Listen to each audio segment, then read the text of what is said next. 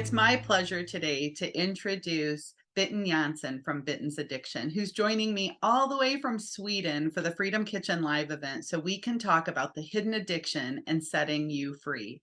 Bitten, thank you so much for taking the time to join me today. Thank you for asking. So let's just jump right into the deep end here.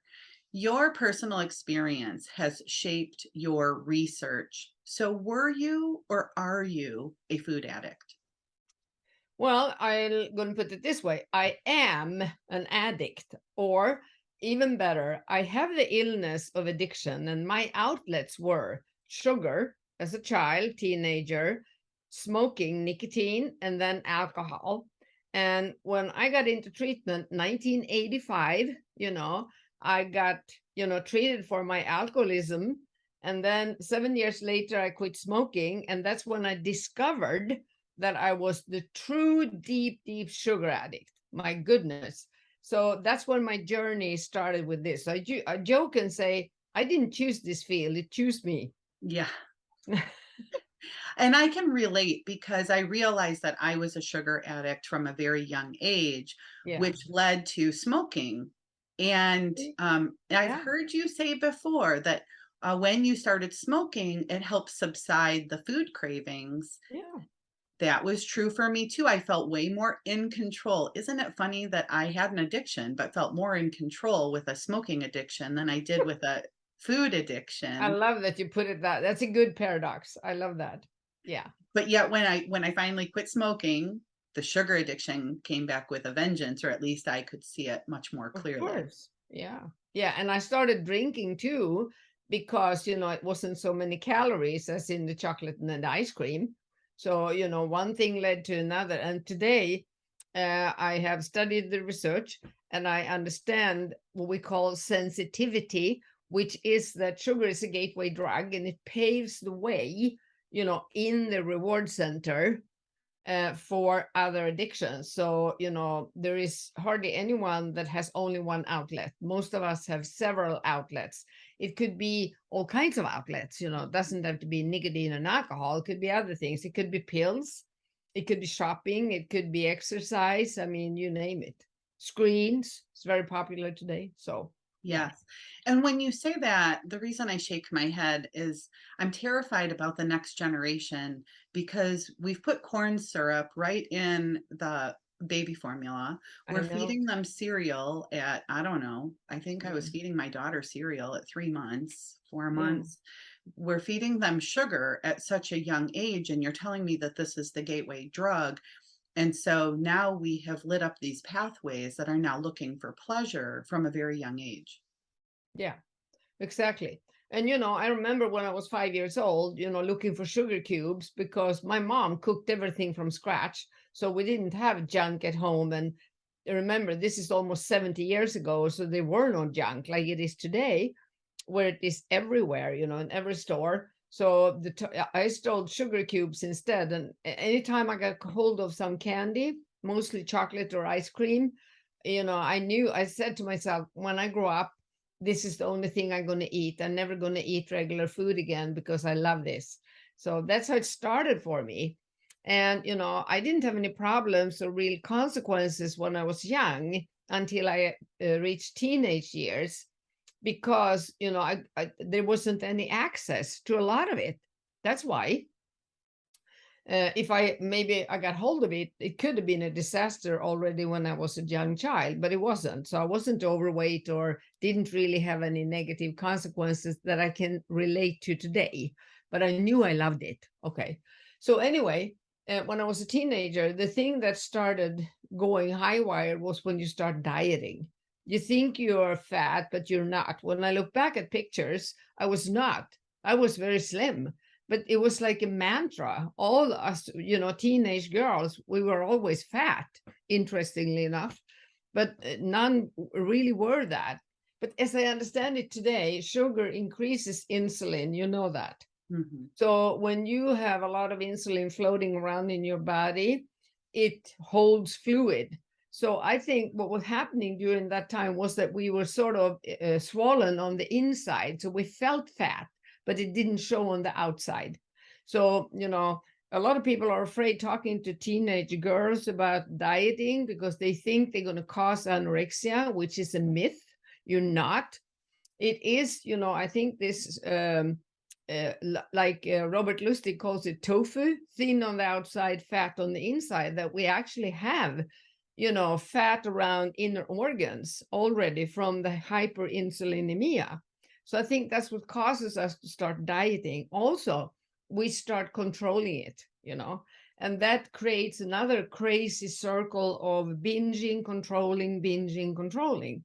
So the restriction and binging is a caused by the sugar addiction. It's a way to try to control the incredible craving you get when you eat it, because you want more and more and more, and you're afraid of getting fat, right? So you try to control. So then the cycle of restriction, exercising, maybe laxatives, all kinds of weird things that people do, fasting, starving, binging, puking, binging. I mean, on and on it goes. It's a very, very vicious negative circle that's very, very dangerous. And I'm happy it never got that far. Well, it got far enough by me starting to smoke in nursing school. And we did it. We were a lot of women starting smoking because we knew it would curb appetite. We didn't start smoking because it was in the culture or because we would be tough or anything. We used it as an appetite depressor, suppressor. That's why we smoked, nothing else. But I loved smoking right away because I was already a sugar addict. Yeah. So I bought a package of cig, and I was a smoker right away, like I've never done anything else. And then later on, when I was about 19, we were of course going out partying, and I started drinking, and I loved it. So nothing of this I did because I was unhappy or depressed or anything in that way. It was party. I loved it. I loved alcohol. And of course, I was drinking for 13 years, and it was the last 4 years that did me severe consequences. So for many years I could, party when I wanted to and have the good stuff from it. And of course I always drank too much. Because whenever I got hold of it, I wanted more and more and more. There was no stopping, like it was with the sugar.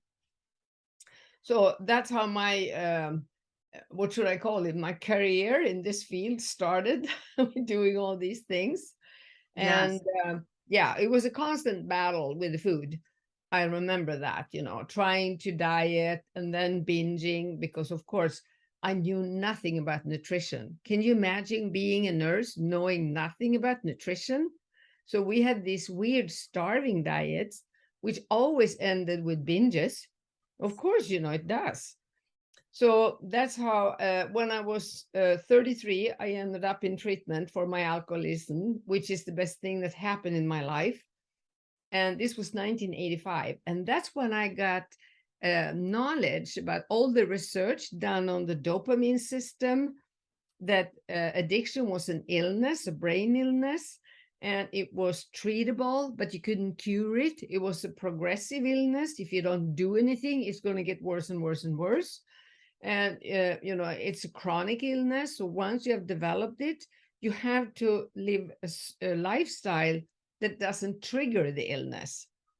So you have to learn how to have a lifestyle so you go into remission, which means that the illness is still there, but it's not active. You don't have the symptoms. Like any other chronic illness, there are many other chronic illnesses where you can go into remission, but you're not cured. Right. Yeah. Well, you mentioned like binging and purging and restriction. And so people would automatically think eating disorder and Too bad. Yeah. not food addiction. No. And they also think that that's the extreme. But I have worked with so many people now that they are somewhere on that continuum without Yes. acknowledging it. Because if they're not at the extreme end of the spectrum, they don't think that there's an issue. And yet I believe that we have far more food addiction, and that people are somewhere on that spectrum, even if it's just one food that they can't control themselves around, or it's overeating every night at It's dinner. never one food. I mean, you have to remember that the psychoactive substances we're talking about here, causing the addiction, is all the sugars, added sugars, any sugar, okay? Sweeteners, any flour, any processed food, and the combination of all these. That's what the psychoactive drug is all about. It's not butter seared cod, I'm telling you, or a piece of chicken or anything in that way. But I'm going to tell you this.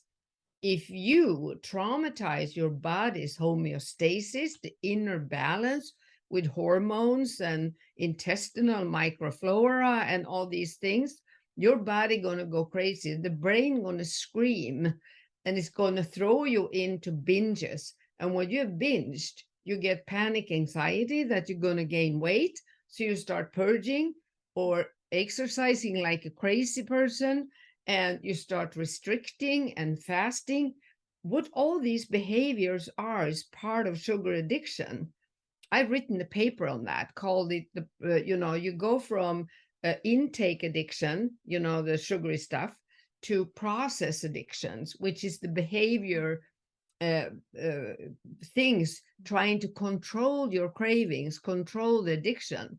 So those are process addictions. So, and I always say, I don't work with eating disorders. I even don't use that name when I work at all. I use the word sugar addiction. And I have developed a diagnostic tool that is, totally safe in order to distinguish if you have addiction or if it is harmful use or eating disorder. And if it's not an addiction, I won't treat it. I'm not going to touch that person. I'm going to refer them away. I only work with addiction. I really have to point that out. And they are the huge group, of course.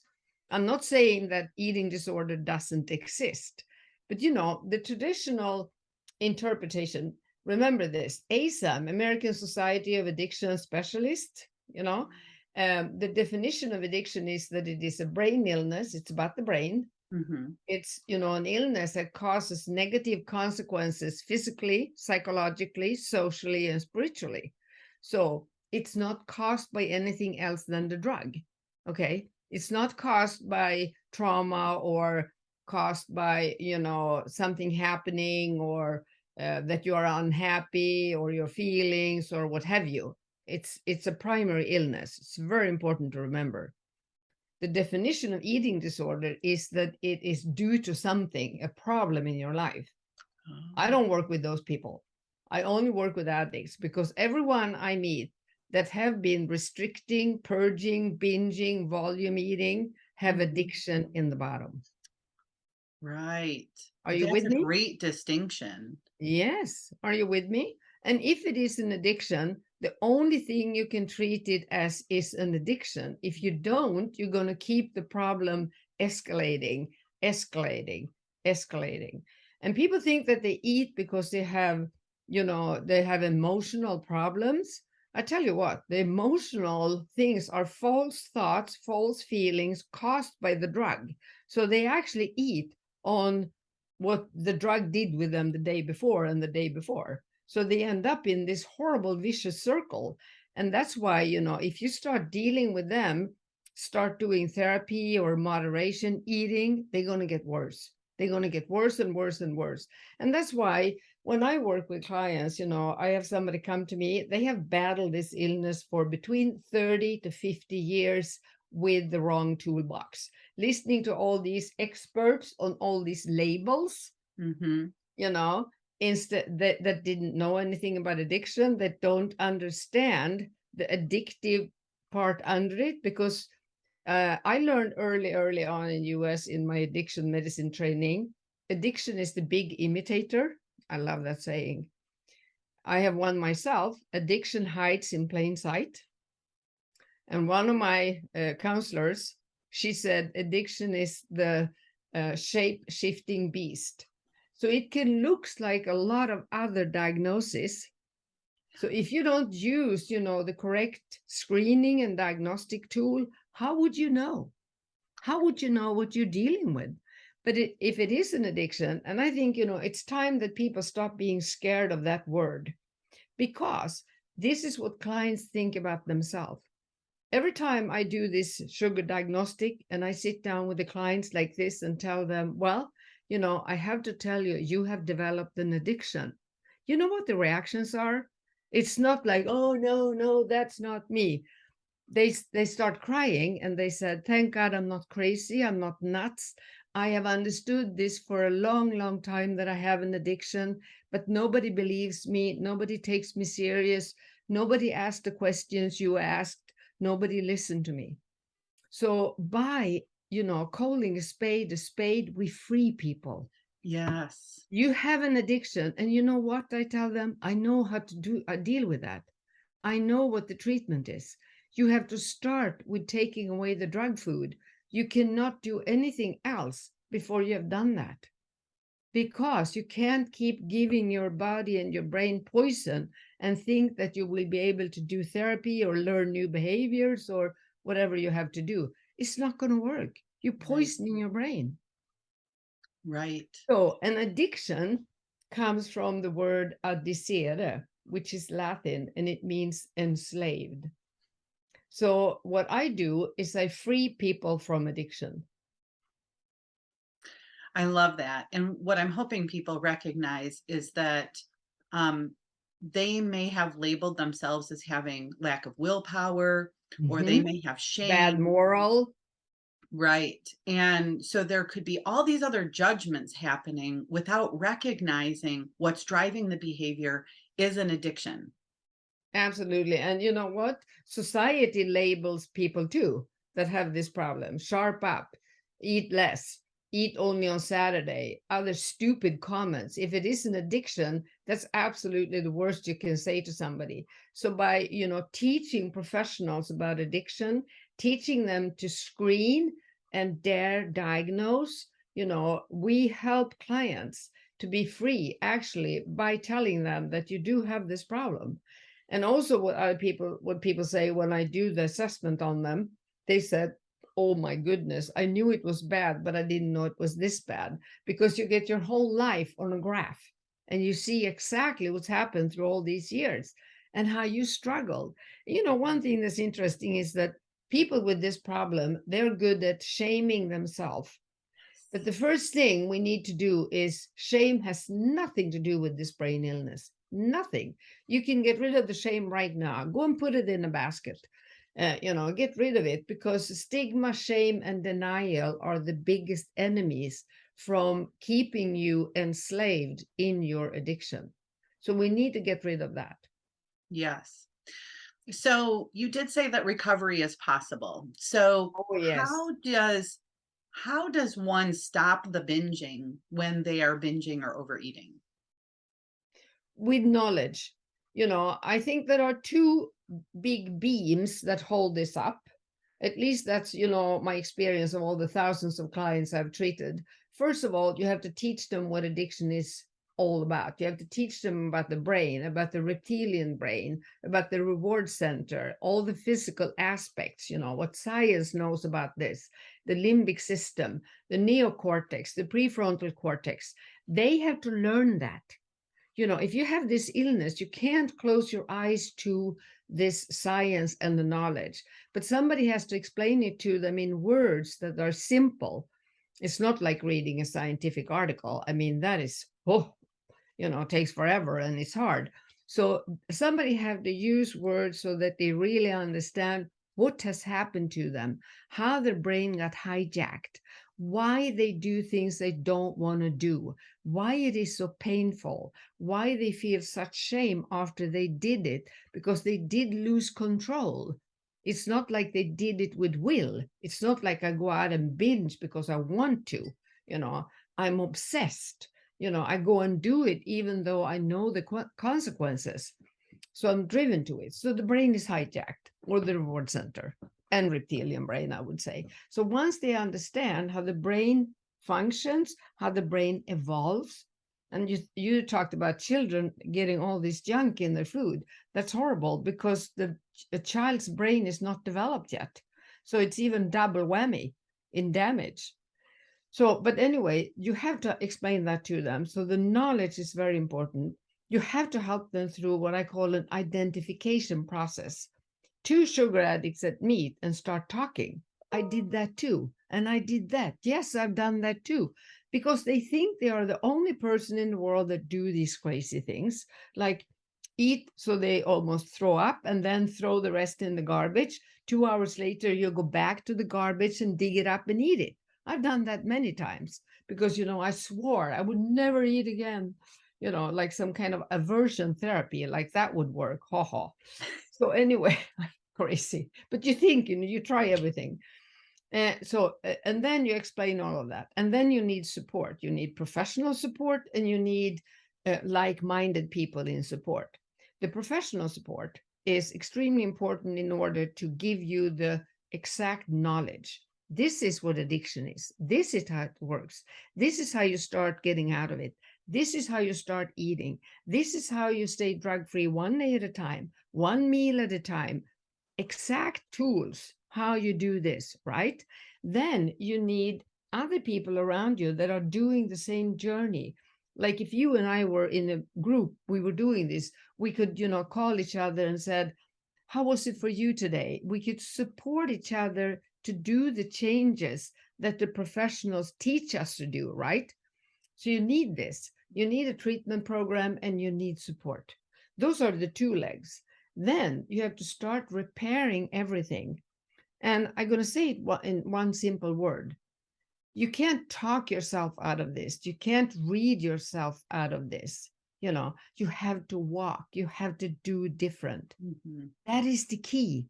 Yeah. You have to change. This is what they said to me in the beginning. Oh, this is very easy. All you have to do is change everything in your life.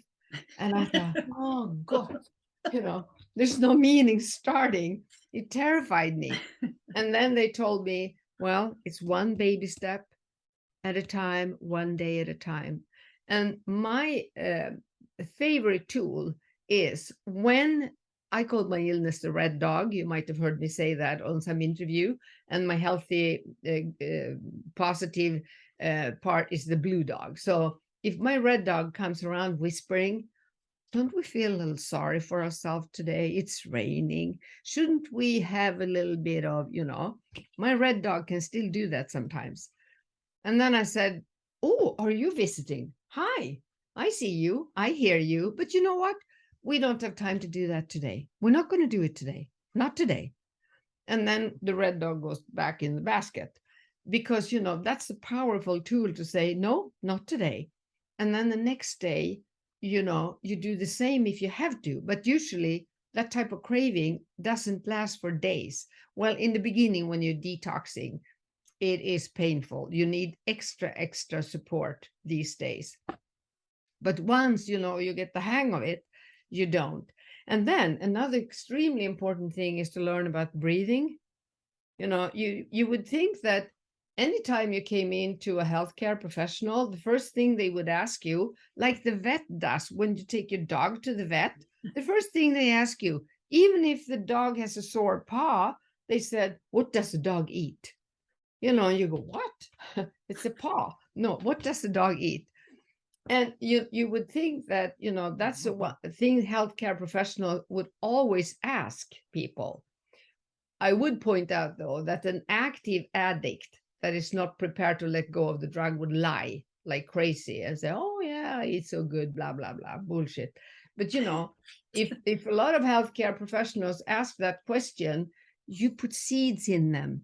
How come they are so interested in my eating? Maybe there's something I need to look at. Put seeds in, seed bomb. I love the word seed bomb. And then, breathing.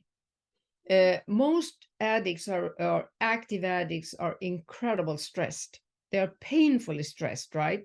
So that makes them overbreathe. We always stress breathe, and we have stress apnea. When something happens, we hold our breath. Anything happens, we hold our breath. And nobody taught us to breathe properly because that's something we don't talk about in the healthcare system.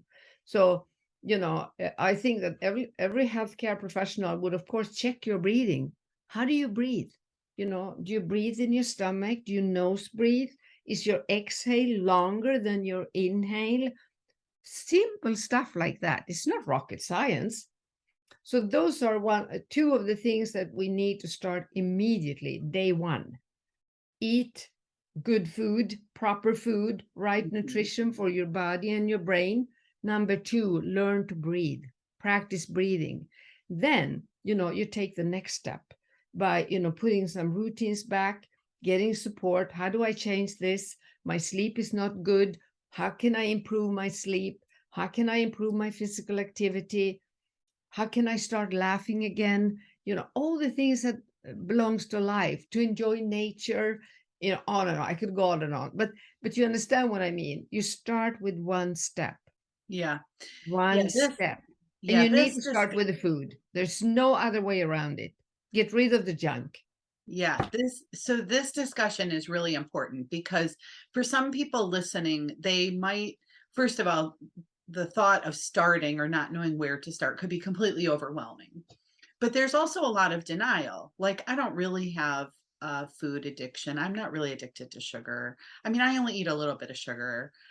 I just eat a little bit of white bread or pasta, or until they're actually faced with having to take it away. So I will share my moment when the doctor looked at me and I was over 200 pounds. I had fibromyalgia, type 2 diabetes, high triglycerides of 300.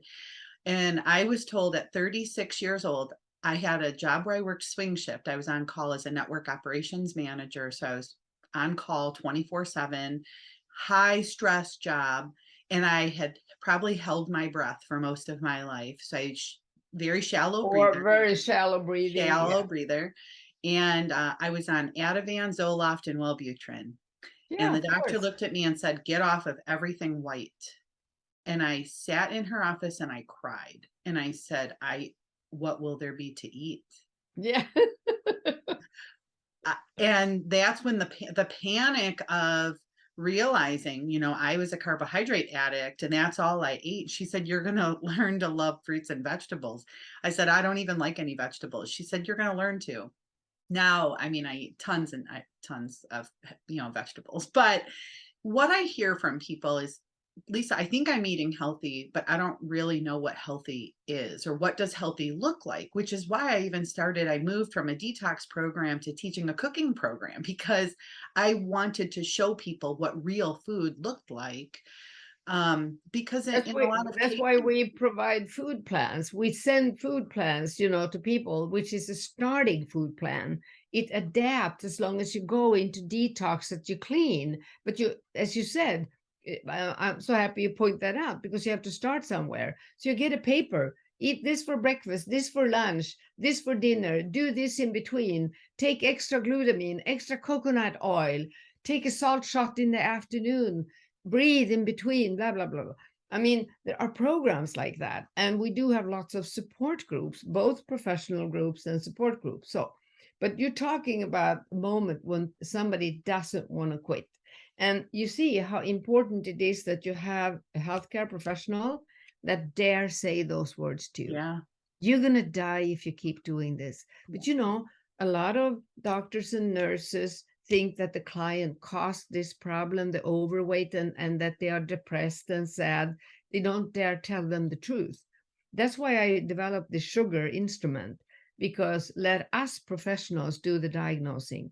We know how to talk to people so that they really come open to us. And, they're not shame, no stigma, no denial. That's our specialty, because this is one of the lacking pieces you put out now. What if somebody could have stopped you earlier? Early detection, Mhm. if you didn't have to gain all that weight, be on all these pills.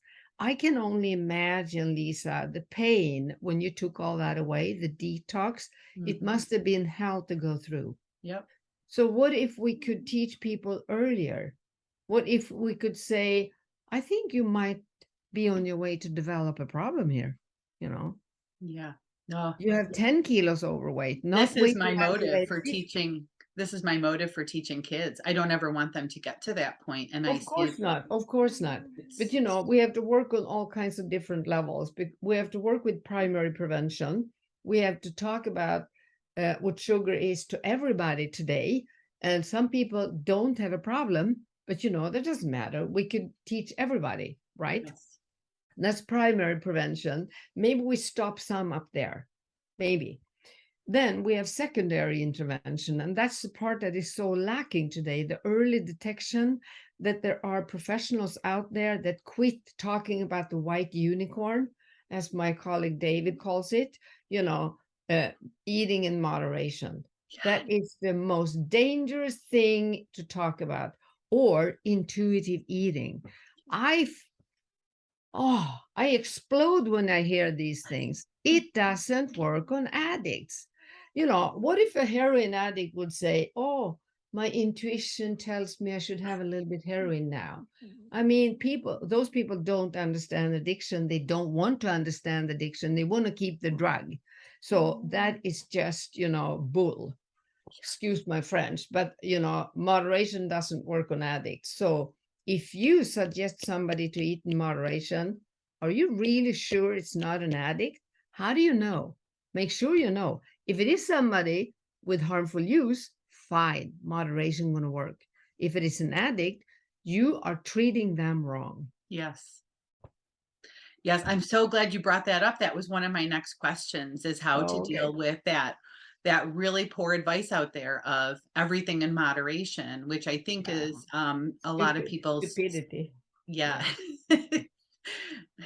Or Definitely a intuitive scapegoat. eating. I mean, even worse. Yes. Yeah. Yes, and I would tell people it isn't calories, it's what you're eating. You have to find, Yes. yes, it's Right. what you're It's the eating. fuel mix. Thank you for saying that. It's the fuel mix. As I said, between protein, low carbs and fat. It's the protein mix. And maybe you're much younger than me, and you might have a more active life. I don't know. I have a dog, so I run around a lot. But anyway, the fuel mix that I'm on, might be different from yours, but we eat from the same plain products. Do you see what I mean? Mhm. We don't eat processed foods. We eat clean food and we cook it. But then I might eat more protein than you, or more fat, or whatever. But that is important for people to understand. That's why you have to start somewhere. We're giving them some kind of a plain food plan. Start here and Yes. do this for 3 weeks. Then we adjust. Then we adjust. Then we adjust. But if you're an addict, you can't have the processed food. It's not going to work. So I have had many debates with personal trainers. Personal Oh, trainers think that think they know all about nutrition. And I was given really, really poor advice. I was told to eat yogurt and fruit and toast before I would go work out in the morning with a personal trainer. And I what would say I they can't, were, and I yeah. would say I have blood sugar issues. I can't have that. I will be hungry all day if I start my day with carbohydrates. And he insisted, and then I literally like passed out. My blood sugar like crashed when I was working out with him one day, and I fell to my But knees. they are not really trained in metabolic dysfunction in the way we addiction specialists are, with people with hyperinsulinemia and volatile blood sugar. They are not trained in those two issues, so they don't know how to spot it. They are training on healthy bodies, especially young healthy bodies. That's what Yeah. they learn. So that would work probably on some of those. But the carb loading, that's another myth. We know that you don't have to carb load to train. You can train on fat today. We know that. There's science on that. Yes. You can eat only meat and train. Works beautiful, carnivore, no problem. So but remember, these people are not trained to screen for addiction. They don't want to lose a client. So, of course they give the advice they are trained to do, but it's not right you have to remember, most people are addicted today. That's a bad, sad things. Mhm. I heard diet doctor Andreas Enfeldt, one of the world's biggest sites. He said that 93% of the American people have metabolic dysfunction. 93%. It's very recent. I heard another specialist say 88%. And now he said 93% of the American population has a metabolic dysfunction. It breaks my That's heart. scary. That's incredible scary. Yes. Where is the healthcare system going to go? It's going to collapse. Look Yeah. at the diabetes type 2 population. This is really scary what's going on today. Look at depression, anxiety, all these illnesses. Yeah, I couldn't agree more, which is why I continue to do this work with Freedom Kitchen, because I believe that our freedoms begin and end in our kitchen on so many levels. And this is coming from an addict. I actually thought that cigarettes set me free from sugar. So I've spent a I lot of did too. time. I ate less sugar when I smoked. So But we I've used to joke and say from the ashes into the fire, it's yeah. a saying in Sweden. Oh, yes. It's something I have truly contemplated for a long time, and now I have been teaching people for 15 years to set them free. Long before I had the terminology or the research, that you have, or that Dr. Vera Tarman has, or that Dr. Joe Niflin has, which really validates everything that I suspected about myself and what I've witnessed in Yeah. other people. Yeah. I just didn't have all of the research. And I love that you bring all of that research and you have the empathy because you've lived it as well. Like me, Yeah. that And just telling someone to change something when yeah. they're an And addict. I'm not a person sitting, in a university doing research. They are extremely important for the future, but I'm a clinician.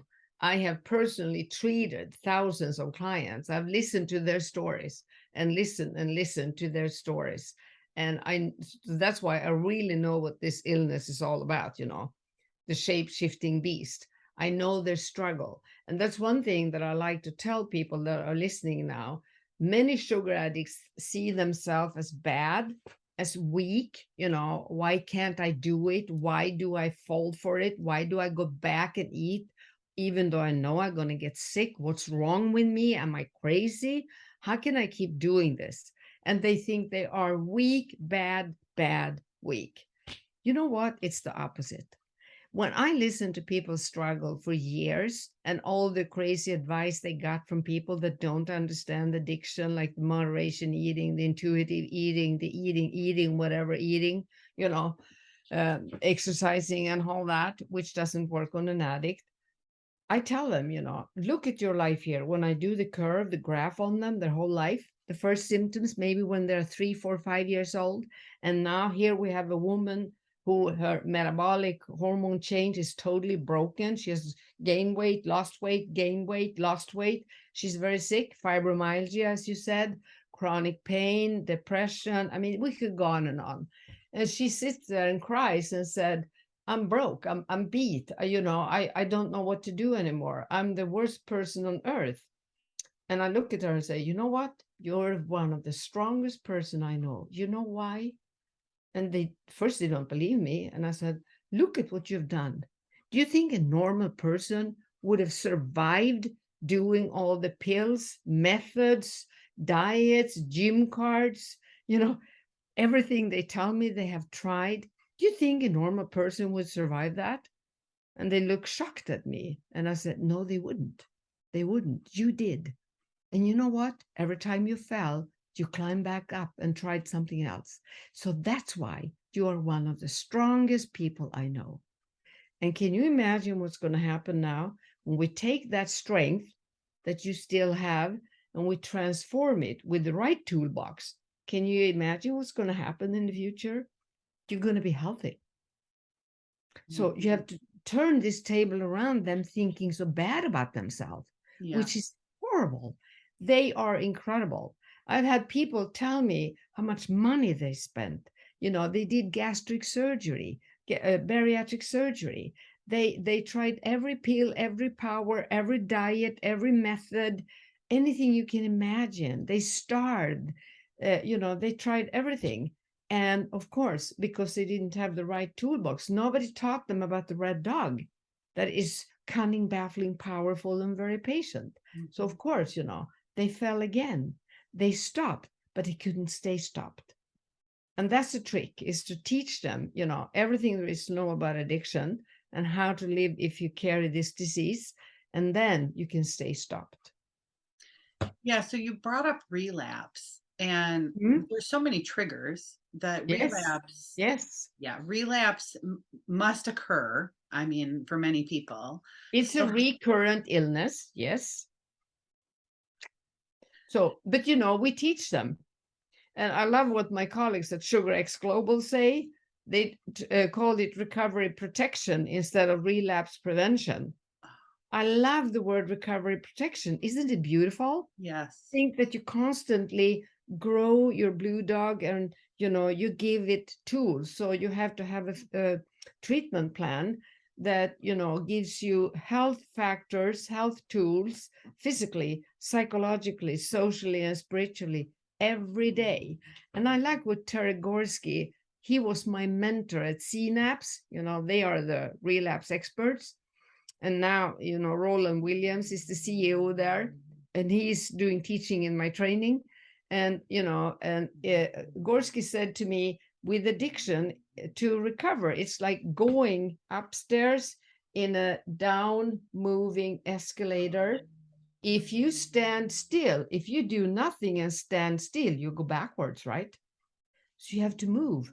You have to take a new step. You have to take a new step. You have to work on your recovery. It doesn't come, from the sky or knock on the door. But somebody have to give you the right tools how to do it. yes. And that's where we professionals come in. We can provide you with the toolbox that works on this illness. Yes. And you start with food, not with exercise. I think we're on the No, same no, page that you no. cannot out exercise But a food can you addiction or think? Don't you think it is horrible for somebody to tell somebody that is overweight, in pain, and feel miserable due to the drug's effect on your brain, to say eat less and move more? Mhm. That is, that is uh, very, very nasty to say that to somebody. So I always said to my clients, you're not allowed to exercise. And they looked at me shocked because they thought they were coming to boot camp, right? And I said, no, no, no, we don't do exercise. All I want you to do is to change the fuel mix.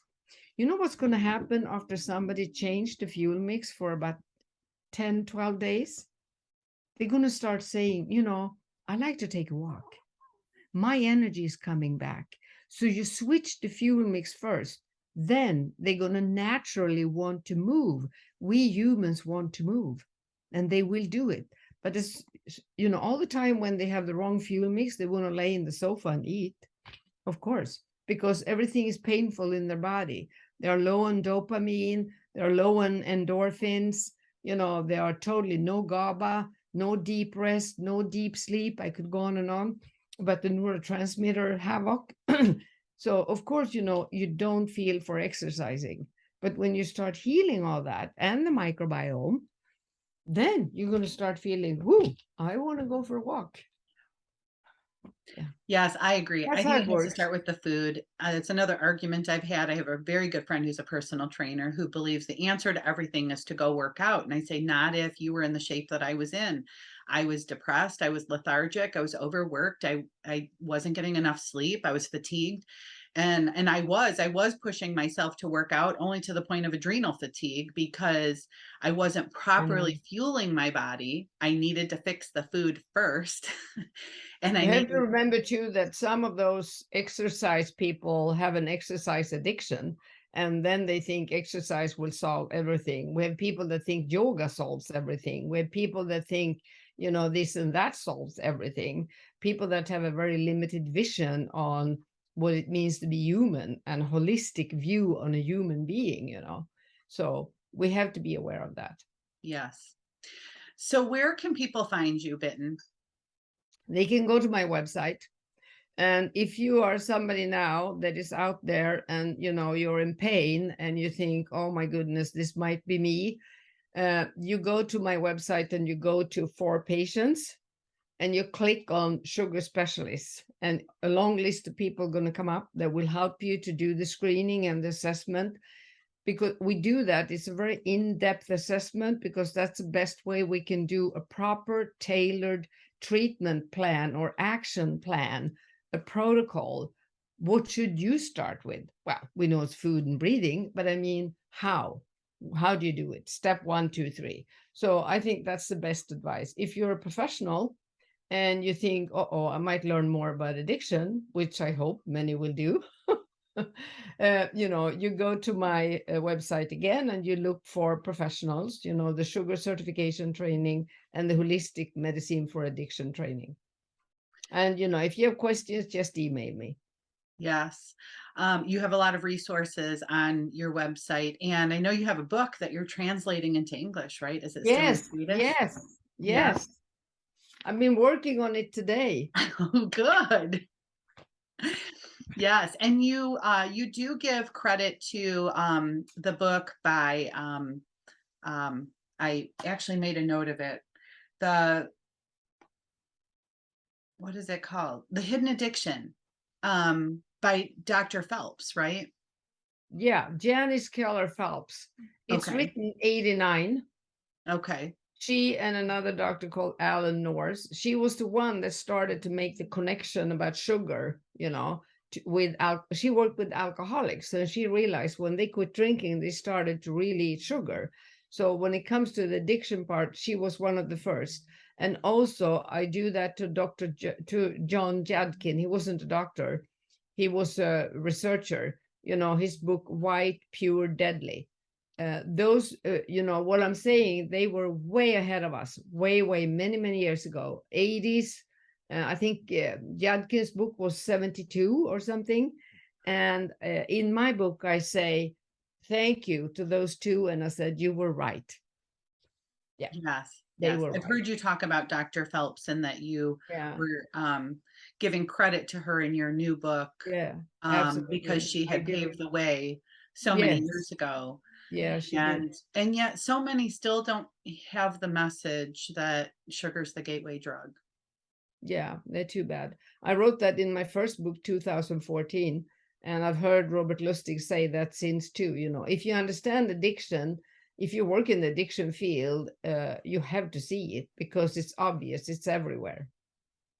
Yeah. Well, I hope more people get that Yeah, message from this Freedom Kitchen Summit, especially this time of year when people are starting to think about New Year's resolutions, which I personally am not a fan of, but we know that so many people will set New Year's resolutions, and we yeah, want to address um, any struggles or challenges that they may have to reaching their yeah, goals. yeah. You know when the best time to start is? Now. Yeah. Yes. It's Next always meal. now. Yes. It's now. Next meal. Yeah. Well, I could talk to you forever, and I hope that Yeah. this is the beginning of many conversations, Bitten, because you are a wealth of knowledge and you validate so many people. So thank you so much for the critical work that you're doing.